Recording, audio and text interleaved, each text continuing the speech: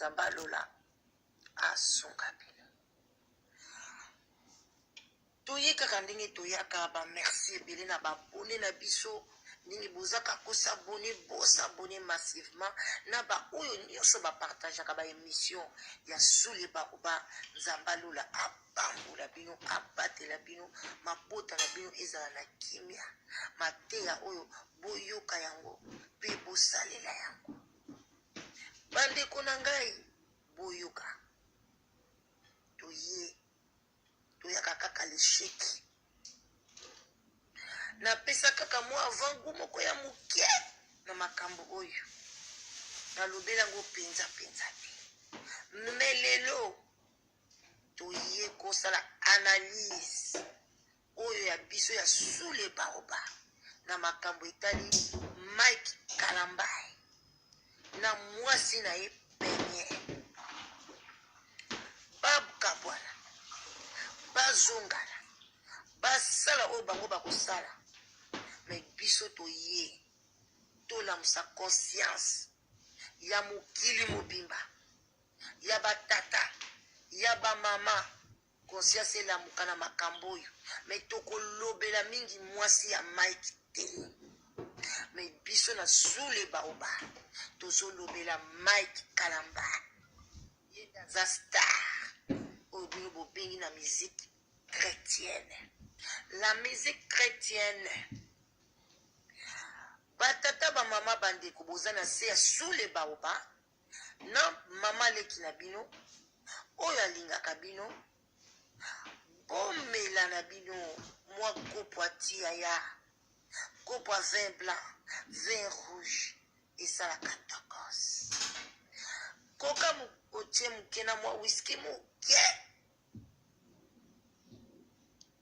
ezalaka pe malamu mwa jus na yo chocolat chaud lait chaud lait froid mwa mai nga naza na nga na nsima kamera lelo nazomela mwa jus na ngai d'orange esalaka très bien pour la constipation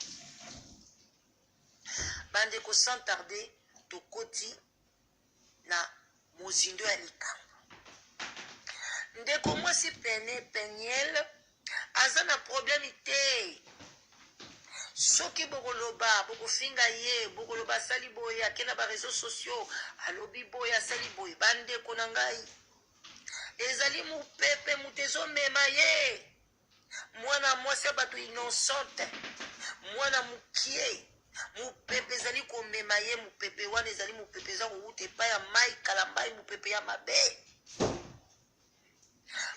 boni lelo bino bolingi makambo ya Mike Kalambai eleka na ba réseaux sociaux te mpona nini bozokondane mwana bato ya moke mwana na ngai niese na ngai aleka te mpona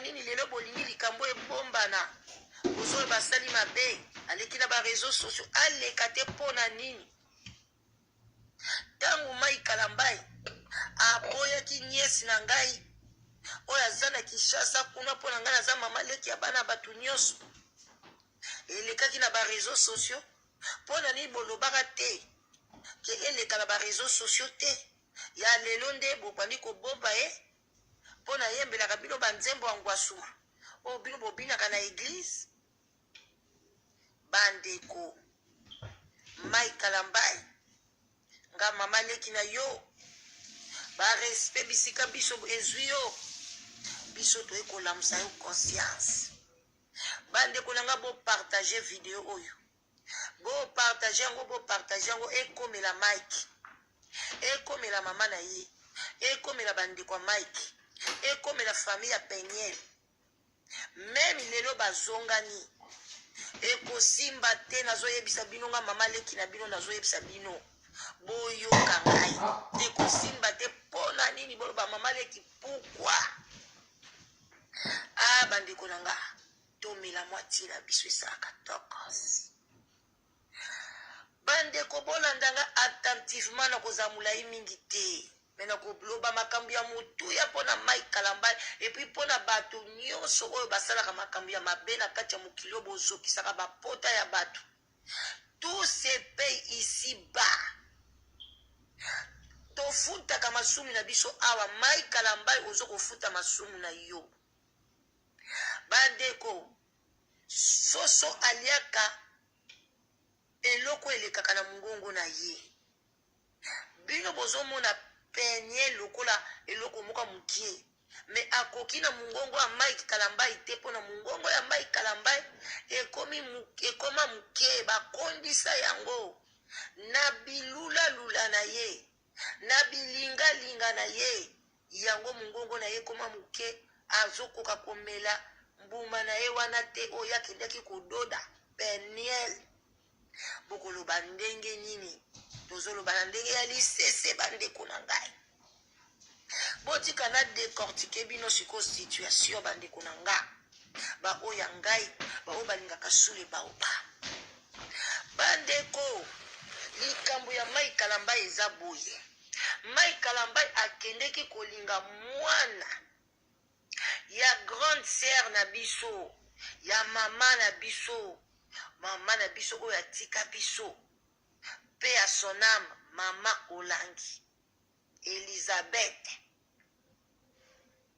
akei kolinga mwana ya papa Olangi yaya na biso grand frère na biso papa na biso papa Olangi azwi mwana wana avandi na ye 5 ans de fiançailles bandeko nanga mosai na nzambe ya modele nini oyo oke kovanda na mwana 5 ans de fiançailles azwi mwana wana abuki mibeko ya fiançailles abandaki na koloba na bino na baterme nyonso na koloba abandi kobima na mwana wana pe azali kosala ne barapport sexuel azali kolala mwana wana boyebi mwana na ngai wana boyebi kombo na ye azali kobima na ye alalilali mwana ya bato basungisungi ye mpe na miziki chrétienne na ye bapesipesi ye bafinance mpo na miziki wana mpe etombwama bandeko na nga bakontribue na famille wana azali conscient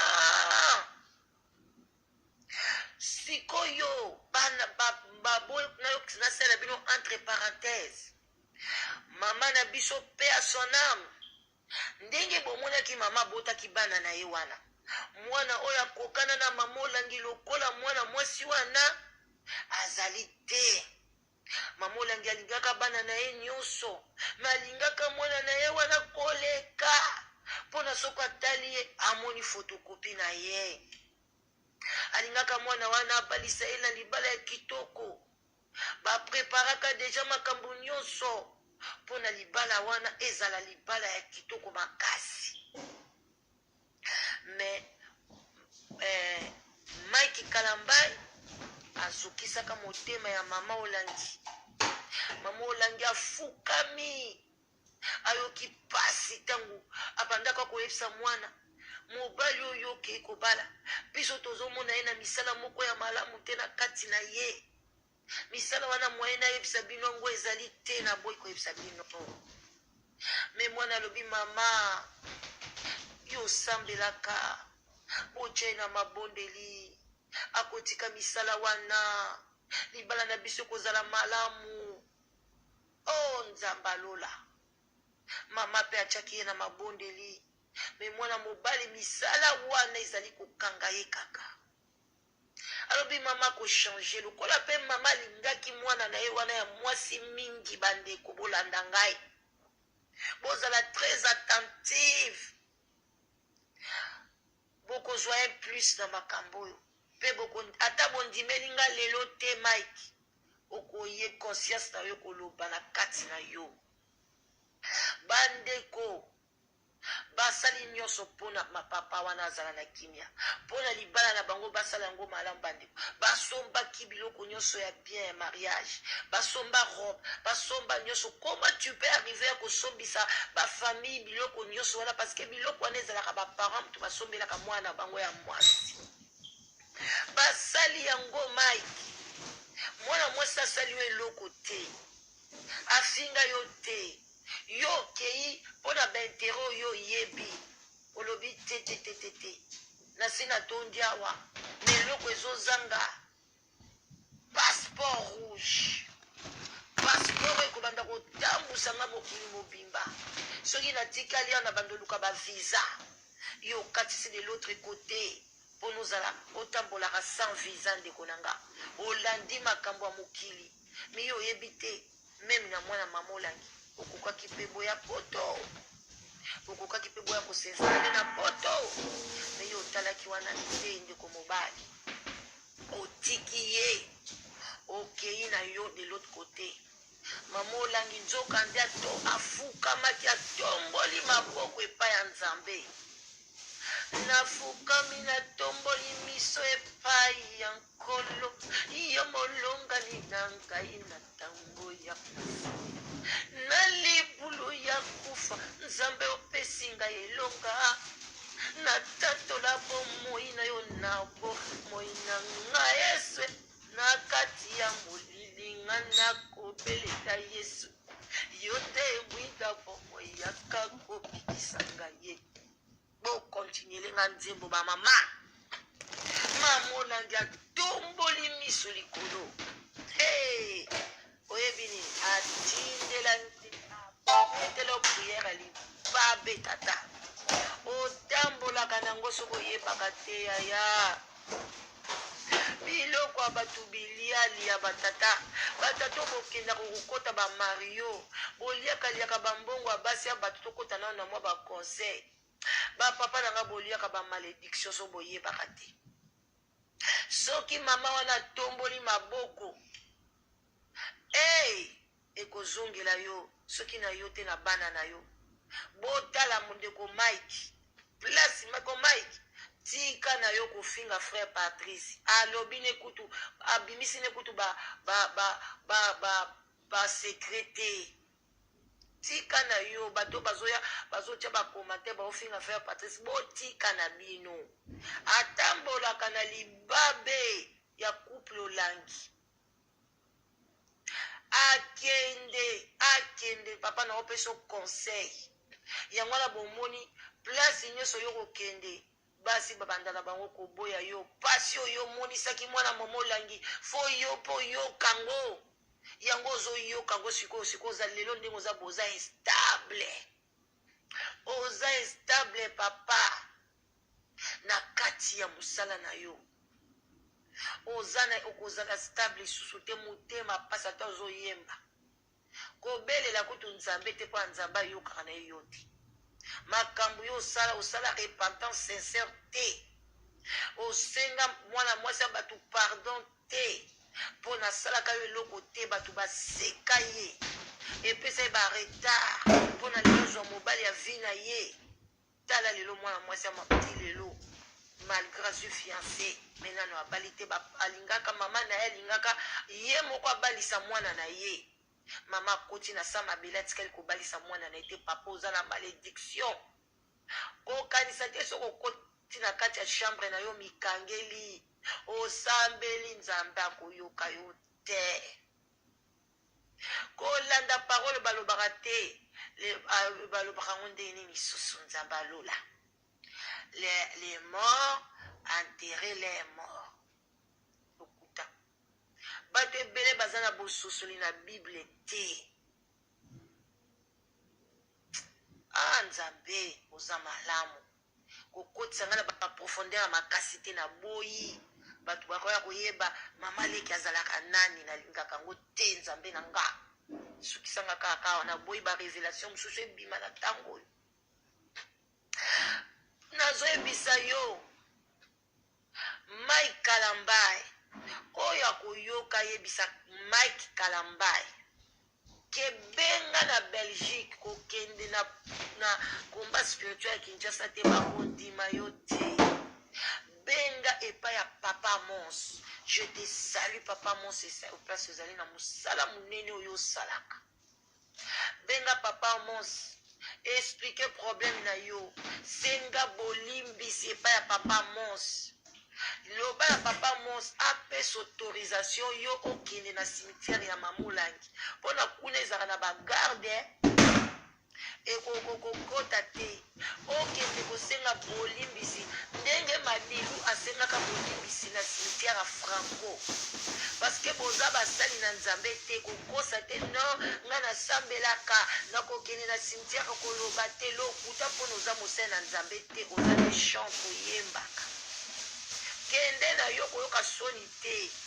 kende kuna oke kosenga na yo bolimbisi mpo oza na yo ka mutu lokwa mutu nyonso tika na yo batitre wana oyo bozolakisa bato intérieur boza bongo te omiyebi na yo mpe très bien maikalambai kende na cimetière mamola fuka basenga bolimbisi okomona vi na yo ekobonga ekochange ata lelo bozongani na peniel na yo wana okozala na kimia te impunicité kozalaka na yo kaka mpona eza babwakela yongo kobwakela soki oyebi te balobaka okozala kimia te batomboli maboko epai ya nkolo me nkolo nini ndenge totombolaka maboko epai ya nkolo bankolo baza ebele mais il y a qu'un seul Dieu qui est le créateur du ciel et de la terre mais il y a plusieurs dieux place bato batombolaka maboko na bango donc Mike Kalamba esi kozali soki okoyoka audio mpo ya biso nga mamani nga nabelelaka moto asuka ntango bato nyonso bakomi kokita nga na ye mpo analobaki Mike Kalamba kende kosenga bolimbisi otambola na malédiction biloko batulia biloko miziki wana bapromouvoir yo basala yo nyonso papa oza na esengo ozotambola na bavion me na kati na oza na pasi bandeko mibali bokema na pasi oyo bokenga kosakana na bango yo ozomonaka ozosakana na mwasi nzoka mama na ye azokotombola maboko likolo aza kolela butu na moi mwana onga na boti na memi 9 mois mwana onga na melisi mwana onga na sokoli bongo tata oyo soko okuti wapi oyaka koya kosakana na mwana na ngai te Maikalamba lotambolaka na malédiction mama Peniel soki mobali oyo badelivre ye te ya mwasi mwana na ngai niese na nga okozalaka na kimia te na libala na yo akoyelaka yo kaka babanda ti maladi ya mabe ekoya kokotela yo mwana mwasi epuis libala mpe ezalaka boyo bino bozovivre yango te bapara na yo bavandaka esika moko na tata na bino n'est-ce pas ebongo yoke kobala mobali pigeon voyageur akende lelo alobi awa mosalani yango ye asalaka aza ambassadeur me baambassadeur batambolaka na basi na bango partout lokola ye avandaka mingi na Kinshasa azwa yo kasa ovanda Kinshasa na ye nga na yebi niese na nga azalaki awa mwana ya mokonzi ya ntongo atangi na Belgique awa aza na nationalité aza na makambo nyonso me mobali ya préféré asala na Congo bakenda famille momba bana na bango batangaka kuna mpe na Congo na baekole internationale eza kuna yo kutu bolobaka anglais baekole américaine eza kuna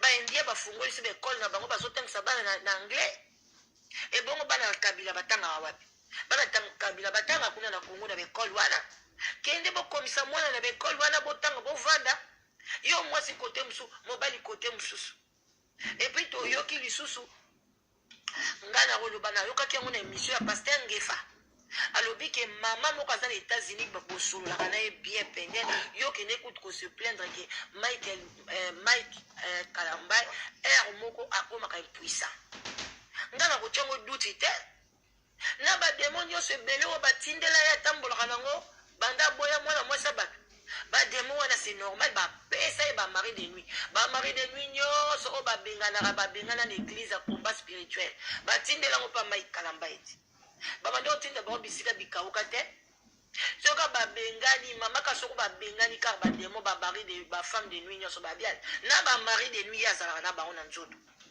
batindi ale kende mpa Mike Kalamba aza na bango aza conscient papa change sambela makasi kende kaka kosenga pardon kaka senga kaka pardon yoka bademo na bango mobanda kokima papa bakei otikali libre atuka bamama batata bandeko na oyebisa bino makambo eza makambo bozwango sérieux nayebi ke ere mo nayaka na oloba na nga neti omona nga soki lokwa mama na nyao mama Kalunga lelo bozwangaka lokwa mama Kalunga bozwangaka lokola soki mama nani wamengo problème eza te nalobi oka lokola plan nalingi mpe naloba ngo naza surieuse te naloba ngo neti plan mais soki azwi yango kaka neti plan un jour nzambe akotuna yeke mama leki natindelaka bino alobelaka yo tikalaka boye mpona nini mai kalambai changer nzambe alola apambola bino bandeko na ngai tokona solushi te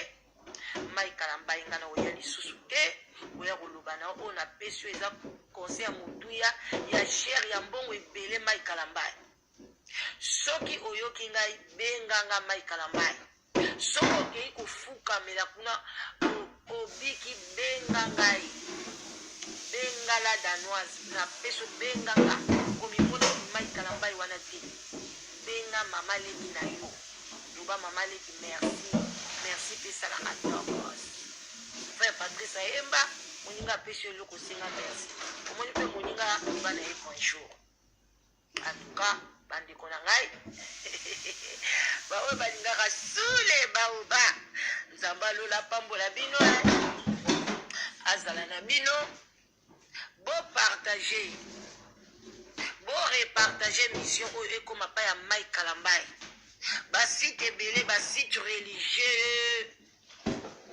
baoyo yo bachaîne religieuse bo napesi bino autorisation bozwa maloba oyo botyango na basite na bino botya yango mai kalambai alanda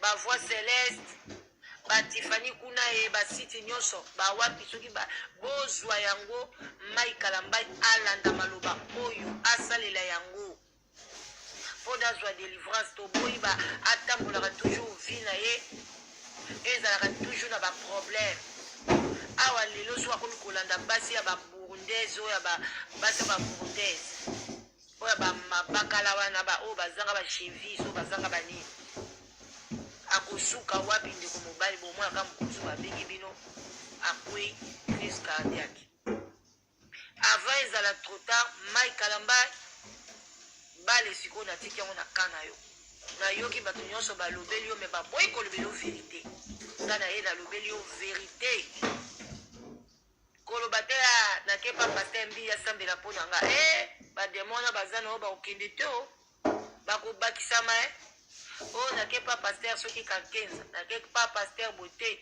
yo okende na cimetière kokosa te ke oyo nga nasambelaka nakende na cimetière te kokosa bate oyebi conscience na yo ezolobelwa na ntango benga papa mos mpo na la conclure apesi autorisation alobela yo apokela yo aza jeune lokola yo okende kuna na cimetière kofukama bakamera mpe bamene mpe baya fo bafilme yo osengi pardon apres bademo wana bakokende ok bon botikala malamu bye bye love bisika biso bizwi bino wana mama leki na bino mwana suka bafamille bande la danoise bye bisous. Bonjour, Badeko, bonjour, la personne de bonjour, sous les baobas, la danoise, émission Madame Oyo, voilà, na séance, c'était où il y a baobas, c'était à Piro, c'était à Oyo, Bakoko, Bandaki, Kofani, Sabiso, Poto, Bandako, Betamasolo, les a vraiment important parce que réfléchissent à Rabat, tout ce que tu na séance, c'était à Pio, c'était à Mounen, les autres, ça fraîchait. Donc vraiment, sur le tourné dans le frère Mike Kalambai, vraiment semble un couple, voilà. Les autres, ça n'a pas si dingue, tout le monde a des gens en fait d'intervenir.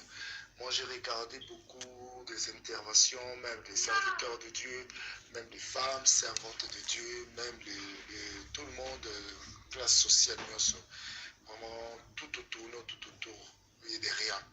Donc, je ne suis pas le meilleur pour intervenir, mais moi, j'ai juste passé à quelque chose.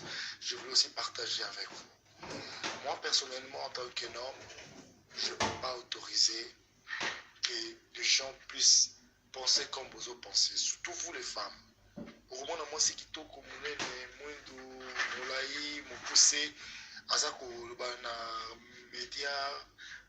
elle est juste en train de condamner sa soeur par rapport à Makabo Isoleka.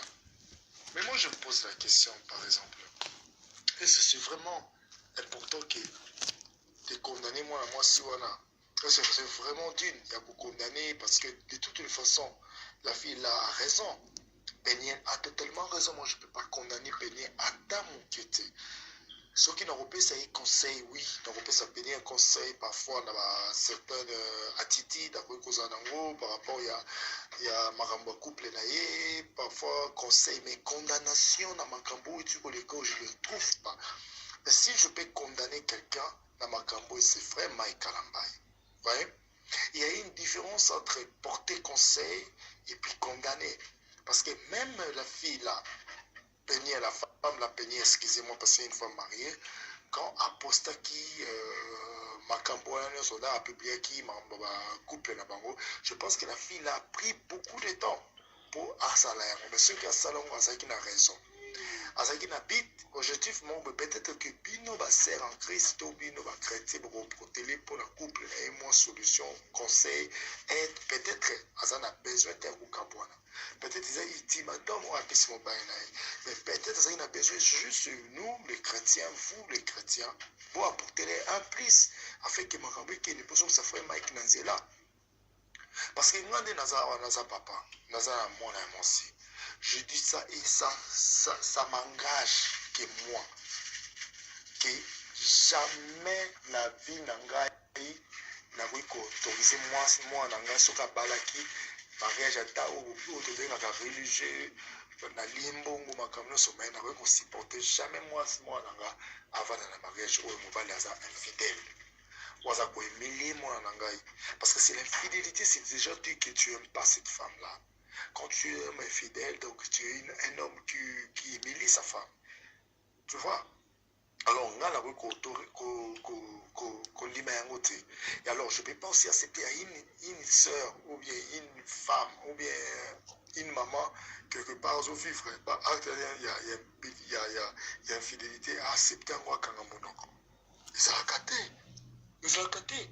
Il y a comment les Congolais, les femmes congolaises, quand tu les vois, elles sont toujours, je peux dire, on se soutenir, mais tu es trop malheureuse. Tu vis malheureusement, tu vis avec un mari qui te trompe. C'est pour cela que se débarrasser d'un problème. Au moins, moi, ça y est, pour accuser de tout pour rien.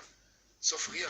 En tout cas, et ça passe. Il faut vraiment, les femmes congolaises, vous-même, vous devez vous prendre en charge, de vous dire que vous êtes des femmes de valeur. Vous êtes des femmes belles, douces, et vraiment des femmes qui méritent d'être respectées. Parce que nous attaquons mon bali, je vous dirais ceci.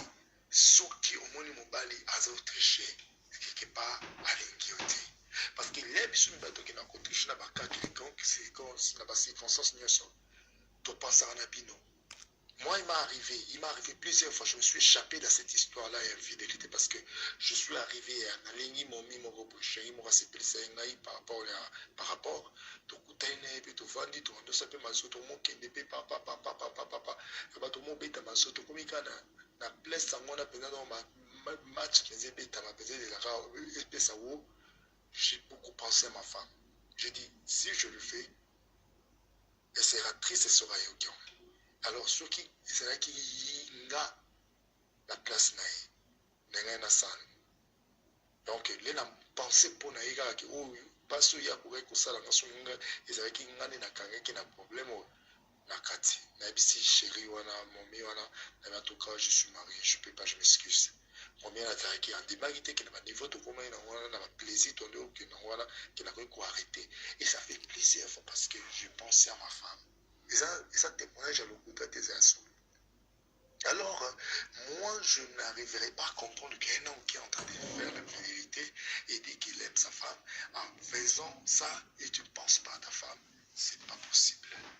Que ce soit les cas, que ce soit les défauts de ta femme. Au lieu que tu vas avoir infidélité, toi, un homme marié, surtout chrétien, vaut mieux que tu aussi l'en aies avant.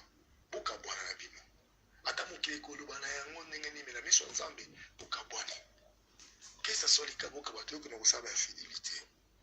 Alors, je trouve ça vraiment inconcevable, surtout pour les femmes d'aujourd'hui, les femmes qui vivent dans le 20e siècle, parce que dans 2019, 2019 ya lelo obana ko accepter bon ko encourager frère Mike aza mobali azana droit na ye ya ba plaisir mibali eza ba problème. Non, frère Mike c'est pas un chrétien, c'est pas plutôt un païen, c'est un chrétien. C'est un frère qui marche avec le Saint-Esprit. Le Saint-Esprit qui est entre eux, Azar Katna Akopé qui sont mabé. Akopé qui sont mabé, qu'est-ce que vous pensez? Nous dit mon ensemble vanda pas montre et même à la sainteté. Si on nous donne ça mabé, c'est-à-dire mon ensemble a pénalité. Alors, Zambalingi et Zalabongo.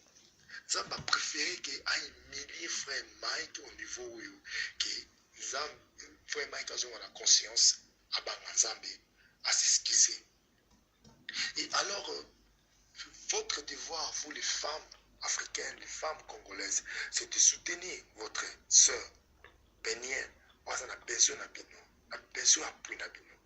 parce que les lois qui boyédé, si frère Mike a dit infidélité, à soutenir moi, à respecter moi, frère Mike a connu Kabino parce que ceux qui veulent vous télémélier, et vous allez au Moussous.